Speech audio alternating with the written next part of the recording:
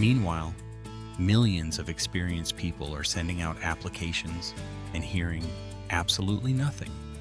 So how can both things be true? Because the labor shortage you keep hearing about is not a shortage of workers everywhere.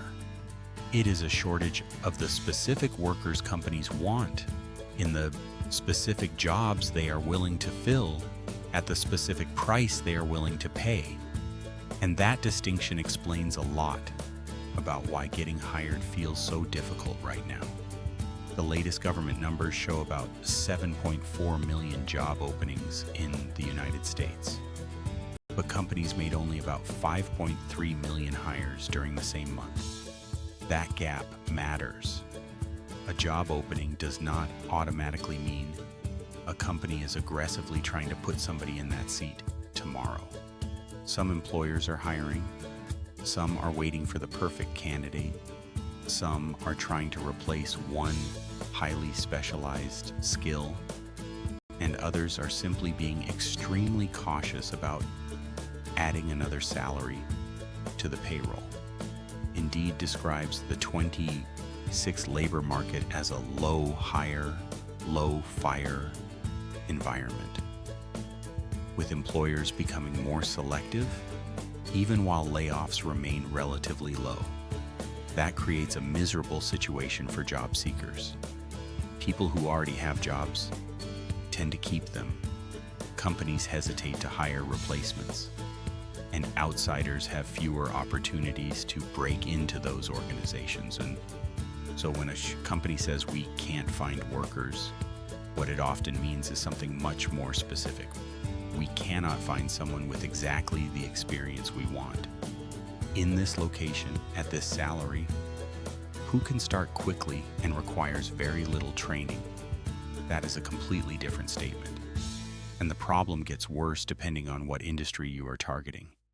Healthcare, engineering, skilled trades, construction, and certain technical fields can still have legitimate shortages of qualified people.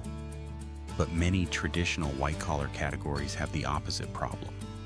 Indeed reports that areas including technology, media, and professional services are dealing with weaker hiring demand and an oversupply of candidates for many positions. So you can have a hospital desperately searching for nurses while 300 people compete for one corporate marketing position. Both stories appear in the same economy. And if you are over 40 or 50 and searching for another corporate position, there is another problem. Companies have more choices. When employers receive a huge number of qualified applicants, they can become incredibly selective. Your 25 years of experience can suddenly compete against someone with 12 years of experience who costs considerably less. Your senior title can make a hiring manager wonder whether you will accept a lower level position. Your salary history can make them assume you will be too expensive. And your experience can actually work against you when an employer believes the job does not require all of it. That is why blindly applying to more jobs can become a terrible strategy. Sending 200 generic applications through LinkedIn or Indeed may feel productive. But if you are entering the same applicant pile as hundreds of other people, volume alone does not solve the problem. You need to reduce the competition. Start by identifying companies instead of just job postings. Find businesses where your experience solves a problem they already have. Then find the person who would actually benefit from hiring you. That might be a regional president, a sales vice president, an operations leader, a business owner, or the executive running the department you want to join. Then stop describing yourself only by your previous title. Describe what you know how to accomplish.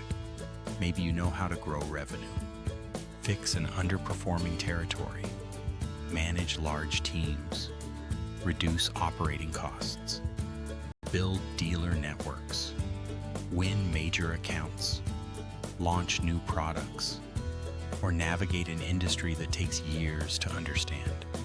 Those are business outcomes. And business outcomes travel between jobs much better than job titles do.